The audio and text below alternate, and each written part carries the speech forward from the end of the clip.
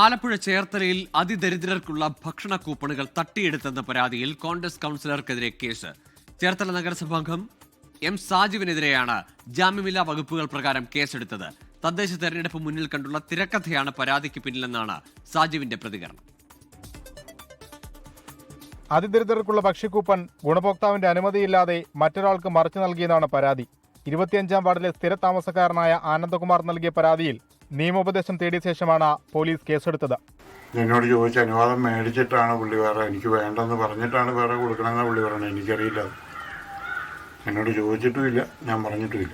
ആനന്ദകുമാറിന്റെ അനുമതിയോടെയാണ് ഭക്ഷ്യക്കൂപ്പൺ വാർഡിലെ മറ്റൊരു കുടുംബത്തിന് നൽകിയതെന്നാണ് കൗൺസിലറുടെ വിശദീകരണം.